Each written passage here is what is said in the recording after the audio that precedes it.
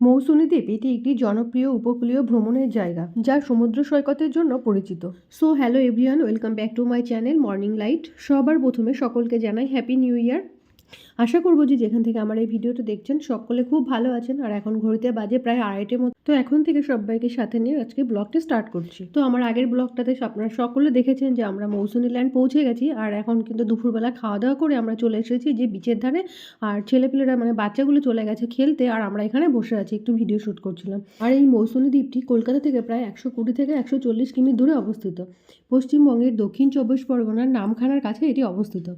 এটি একটি জনপ্রিয় উপকূলীয় ভ্রমণের জায়গা যা সমুদ্র সৈকতের জন্য পরিচিত। আর এই যে আমাদের সাথে যারা লোকজন আছে সবাই কিন্তু চলে গেছে ওখানে ফটোশ্যুট করছে, আর বাচ্চারা খুব এনজয় করছে।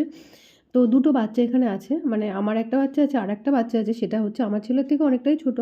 তো ওরা দুজনে একদম খুব সুন্দরভাবে খেলছে, মানে ট্রেন থেকেই দুজনে মানে ভালো একটা ওরও পার্টনার হয়েছে আর এরও একটা পার্টনার হয়েছে। তো দুজনের আর কোনো অসুবিধা নেই, না হলে ওরও একটু বিরক্তি লাগতো এরও একটু বিরক্তি লাগতো। যাই হোক, ওর একটা খেলার সাথী পাওয়া গেছে, তো ওকে নেওয়ার কোনো চিন্তা নেই আমার।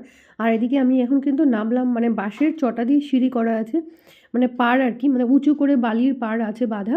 তো ওখান থেকে কিন্তু নিচে অবধি একদম বাঁশ দিয়ে সিঁড়ি বাঁধানো আছে, মানে বাঁশের সিঁড়ি আর কি যেটা বলে। মৌসুমী দ্বীপ হলো ভারতের পশ্চিমবঙ্গের দক্ষিণ 24 পরগনা জেলার একটি শান্ত অদ্ভুত বদ্বীপীয় দ্বীপ, যা তার নির্মল সৈকত, ম্যানগ্রোভ বন এবং বঙ্গোপসাগরের সাথে মুড়িগঙ্গা নদীর সঙ্গমের জন্য পরিচিত। এখানে পরিবেশ বান্ধব থাকা, ক্যাম্পিং, অগ্নিসংযোগ এবং সপ্তাহান্তে ভ্রমণের জন্য স্থানীয় খাবারের মাধ্যমে শান্তিপূর্ণ অবকাশের ব্যবস্থাও রয়েছে। এটি কলকাতা থেকে নামখানা এবং স্থানীয় যে ফেরি দিয়ে যাওয়া যায় এমন জনপ্রিয় স্থানগুলির একটি কম ভিড়ের বিকল্প, যেখানে পাখি দেখা যায়, নৌকা চালানো এবং সূর্যাস্ত উপভোগ করার মতো কার্যকলাপও রয়েছে। আর এখানে এসে কিন্তু আমাদেরও ভীষণ ভালো লাগছে, আমরা মৌসুমী দ্বীপের প্রাকৃতিক সৌন্দর্য উপভোগ করছি। আর এখানকার মূল বৈশিষ্ট্য এবং আকর্ষণ ছিল ভার্জিন সৈকত, পরিষ্কার শান্ত সৈকত, বিশ্রাম, রুদ্র স্নান এবং হাঁটার জন্য উপযুক্ত। ম্যানগ্রোভ বন সুন্দরবন এলাকার একটি গুরুত্বপূর্ণ অংশ। ঘন ম্যানগ্রোভ বাস্তুতন্ত্র অন্বেষণ করুন। এছাড়াও রয়েছে নদী সমুদ্রে মিলনের সাক্ষী অনন্য প্রাকৃতিক দৃশ্য তৈরি করে। অপূর্ব সূর্যাস্তের দৃশ্য জলের উপর দিয়ে অত্যাশ্চর্য সূর্যাস্তের জন্য বিখ্যাত এই মৌসুমী দ্বীপ। বনফায়ার এবং সঙ্গীতের সাথে তাঁবুতে রাত্রিযাপন উপভোগ করা যায়। সমগ্র এলাকাটি ঘুরে দেখার জন্য নৌকা ভ্রমণও করা যায়। স্থানীয় স্টলগুলিতে চা, নারকেল জল এবং তাজা সামুদ্রিক খাবারও পাওয়া যায়। নক্ষত্র, পাখি দেখা শহরের আলো থেকে অনেক দূরে প্রকৃতিপ্রেমীদের জন্য একদম উপযুক্ত। আর এখানে আমাদেরকে দেখে তো আপনারা বুঝতেই পারছেন যে আমরা কতটা উৎফুল্ল, মানে আমরা আনন্দে একদম আত্মহারা হয়ে গেছি। এত ভালো লাগছে, এত সুন্দর একটা জায়গা, মানে কি বলবো, একদম নির্জন মানে নিরিবিলি একটা স্থানে কিভাবে যে মানে দিনটা কাটিয়ে ফেললাম, মানে ভাবতেই খারাপ লাগছে। মনে হচ্ছে যেন ছুটে চলে যায়, আরও একটা দিন কাটিয়ে আসি। আর আমরা কিন্তু যে রিসর্টে উঠেছিলাম ওটা হচ্ছে শুকতারা রিসর্ট। আর আমরা কিন্তু দুপুরবেলা খাওয়া দাওয়া করেই একদম বেরিয়ে গেছি, মানে এত সুন্দর একটা ওয়েদার আর এত সুন্দর একটা জায়গা দেখে আর রুমে থাকতেই পারলাম না। তো ভাবলাম যে রুমে তো মানে বাড়িতেও থাকি, কিন্তু বাইরে তো এরকম প্রকৃতিক এরকম সৌন্দর্য উপভোগ করতে তো চলে গেলে পারবো না। তো আমরাও সেই আর মিস করলাম না, মানে সেই টাইমটুকু আর নষ্ট করলাম না। তো সাথে সাথে খাওয়া দাওয়া সেরে বেরিয়ে চলে এলাম। আর সারাটা দিন কিন্তু মানে যত সময় সন্ধ্যের আগে পর্যন্ত আমরা কিন্তু এখানেই কাটিয়েছি। মানে এই আর কি চারিধার দিয়ে আর কি, সমুদ্রের ধারে তো নামিনি, মানে জলে তো ওই পাটা ভেজানো অবধি ছিল, মানে স্নান তো আর করতে পারিনি, মানে এমন সময় বেলা হয়ে গেছে এসে আর স্নান করাটা আমাদের ভাগ্যে হয়নি। যাই হোক, পাটা ভিজিয়ে মানে সমুদ্রের ধারে দাঁড়িয়ে সেই আমরা আনন্দটা উপভোগ করে নিলাম। আর এরকম রিসর্টের সামনে এরকম বাঁশের চটা দিয়ে মানে বসার জায়গা করা আছে, তো ওখানে কিন্তু আমরা বসেছিলাম। আর দেখো দুজনের একটু রোমান্টিক সিন অনুভব করছিলাম আর কি, ছবি তুলছিলাম। আর এখানে কিন্তু দেখো চারিদিকে বালি একদম, আর পাড়টা কিন্তু এরকম উঁচু করে বাঁধানো আছে। আর ওই সাইডগুলো দিয়ে পুরো রিসর্ট, মানে বিভিন্ন রকম রিসর্ট, মানে পরপর কয়েকটা রিসর্ট আছে 6-7টা মতো সমুদ্রের পাড়ের ধার দিয়ে একদম। আর এখানে দেখো বিভিন্ন রকম নৌকা বাঁধা আছে, তো অনেকে দেখলাম মাছ ধরতে যাচ্ছে, মানে এরকম নৌকা নিয়ে মাছ ধরতে যাচ্ছে।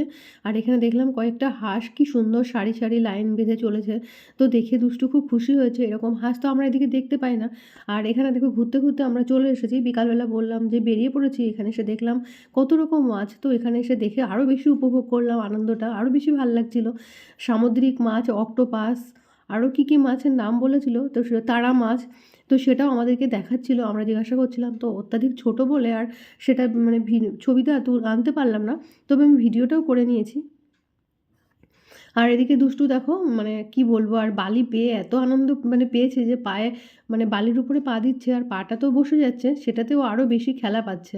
আর এই যে অক্টোপাস, মানে এরকম কী যেন মাছ, এটা অক্টোপাস বলে তো, অক্টোপাস আর তারা মাছ এরকম ওগুলো ওরা দেখাচ্ছিল। আর একদম সমুদ্রের ধারে মানে পাশে যে বাড়িগুলো দেখো কতটা কষ্টে এরা থাকে। তাই ভাবছিলাম আর একটু ক্লিপটা নিয়ে নিয়েছিলাম, যে ভাবছিলাম যখন ঝড় আসে কিংবা বৃষ্টির সাথে ঝড়, সেই পরিস্থিতিতে দাঁড়িয়ে এখানকার মানুষরা কত কষ্টে জীবনযাপন করে, মানে এটাই ভেবে আমরা আর কি অবাক হয়ে যাচ্ছিলাম। আর এদের কথা বলতে বলতে তো আমরা চলে এসেছি রিসর্টে, আমাদের শুকতারা রিসর্ট। তো আমরা নিয়েছিলাম উপরের দুটো রুম আর নিচে একজন আছে, মানে একটা ফ্যামিলি, তো রাকেশরা ছিল নিচে আর সঞ্জয় দা আর আমরা ছিলাম উপরে। তো পাশাপাশি দুটো রুম ছিল। আর এই যে দেখো টেন্ট আছে এখানে। আর রিসর্টটা কিন্তু খুব সুন্দর। আর এই যে দেখো পড়ন্ত বিকেলের সৌন্দর্যটা উপভোগ করছিলাম। আর সৌন্দর্য মানে সূর্যাস্ত, একদম সূর্য অস্ত যাচ্ছে ঠিক সেই মুহূর্তের ক্লিপ এটা নেওয়া ছিল। আর বিকালে আমরা বেরিয়েছিলাম, মানে সন্ধ্যের আগের মুহূর্তে আমরা বেরিয়েছিলাম একটু এই সাইডে ঘুরতে। তো এদিকে তো আর আগে আসা হয়নি, তো ভাবলাম যাওয়ার আগে এদিকটাও একটু ঘুরে যাই। তো আর রাস্তাটা কি সুন্দর, মানে বালি দিয়ে একদম উঁচু পার করা, মানে পার বাঁধানো মতো আর কি। তো বেশ ভালো লাগছিল হাঁটতে। আর পুরো রাস্তা জুড়ে বালি, আর সমস্ত সমুদ্রে নামার জন্য এরকম বাঁশ দিয়ে মানে আর কি সিঁড়ি করে দেওয়া আছে একদম নিচে নামার জন্য।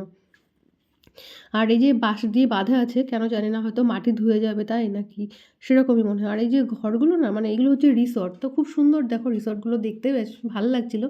আর সমস্ত রিসর্টের মাথার উপর দিয়ে একদম ঝাউ গাছ ঘেরা, ঝাউ বনের মধ্যে রিসর্টগুলো ম্যাক্সিমামটা।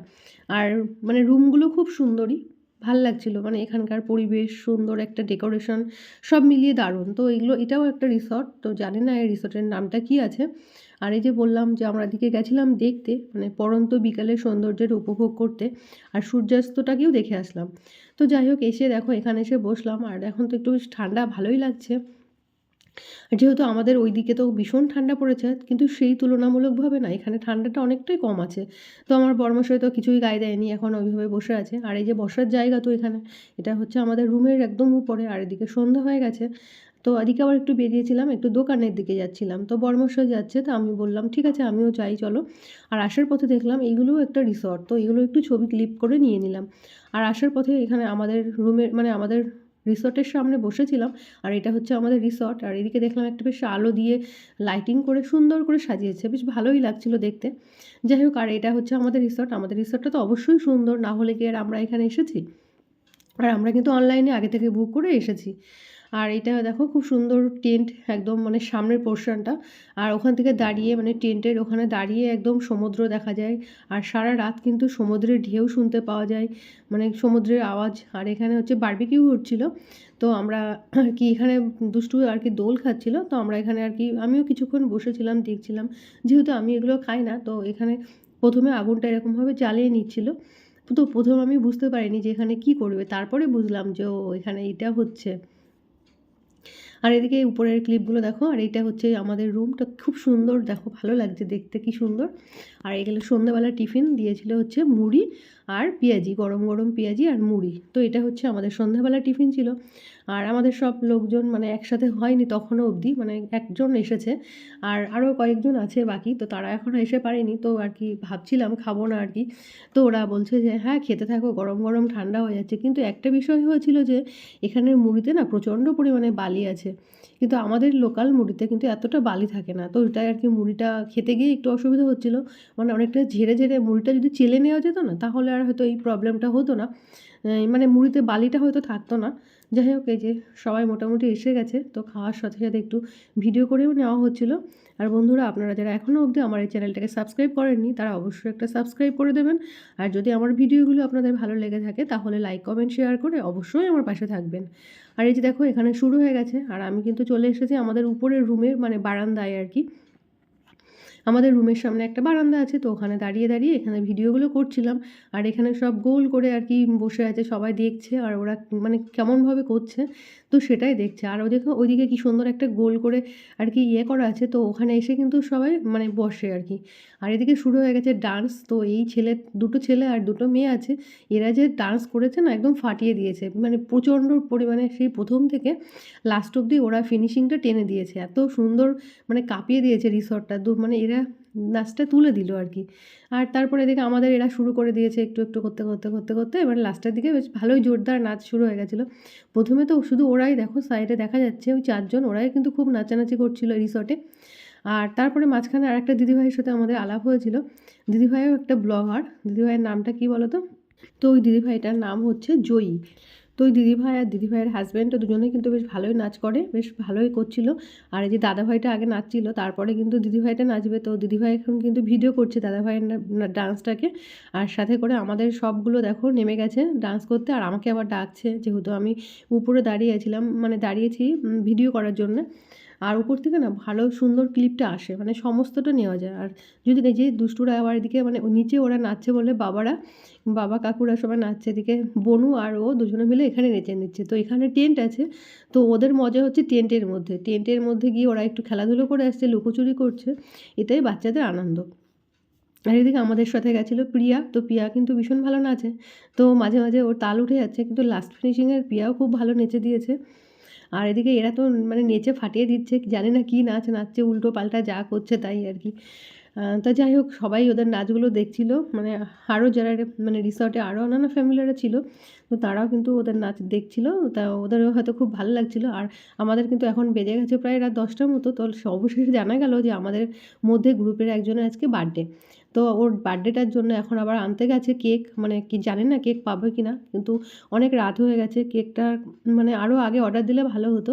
আর এদিকে আমি চলে এসেছি নাচতে, দেখি অনেকে সবার রিকোয়েস্টে আমি অবশেষে আসলাম। যেহেতু আমি খুব একটা ভালো নাচতে পারি না, মানে একদমই ভালো নাচতে পারি না, তো আমি সেই জন্য নাচের ভিডিও কখনোই দিই না। আর নাচটা আমার ঠিক মানে নিজে পারি না বলে আসতে চাই না। যাই হোক, ওই একটু হাত পা ছোড়াছুড়ি করছিলাম। আর এই যে ওদের রিকোয়েস্টে, বরের রিকোয়েস্টে তো চলে আসলাম। আর ওই যে গেছে কেক আনতে, তো কেক খাওয়া মানে কেক কাটা অবধি তো আমাদের ওয়েট করতে হবে। তো আজকে আমাদের দিদিভাইয়ের একটা জন্মদিন, মানে আমাদের সাথেই এসেছে, আমরা যেহেতু 3টে ফ্যামিলি এসেছি। এই যে এই দিদিভাইটা মানে পম্পা দিদিভাই, ওনার জন্মদিন আজকে। তো আমরা এখন জানতে পারলাম প্রায় রাত 10টার দিকে। মানে আগে থেকে জানলে হয়তো আমরা নিয়ে আসতে পারতাম, মানে সন্ধ্যার থেকে নিয়ে আসলে এত সময় হয়ে যেত সেলিব্রেশনটা। তো যাই হোক, কখন কেক আসবে তো সেই জন্য ওয়েট করে আছি যে কখন কেক আসবে, তারপরে কেকটা কাটা হবে। আর এই যে ফাইনালি কিন্তু আমাদের কেক এসেও গেছে। আর দেখো রিসর্টের সবাই, মানে সবাই ঠিক আসেনি, তবে যারা নাচানাচি করছিল তারা কিন্তু সবাই এসে গেছে। আর এই যে দেখো দিদিভাইটা বাচ্চা দুটোকে নিয়ে, মানে আমার দুষ্টুকে আর ওই যে পিয়ার মেয়েকে নিয়ে না আর কি কেকটা কাটছে। তো যাই হোক, এটাও কিন্তু একটা অন্যরকম ফিল হচ্ছিলো। আমি ওকে বলছিলাম যে দেখো, বাড়িতে তো অনেক মানে বার্থডে সেলিব্রেশন হয়েছে, কিন্তু এরকম কোথাও ঘুরতে এসে এরকমভাবে তোমার বার্থডে সেলিব্রেশন হয়েছে। আর এদিকে কিন্তু মাইকে মানে আর কি এদিকে বক্সে কিন্তু জোরসে গান বাজছিলো, হ্যাপি বার্থডে টু ইউ করে।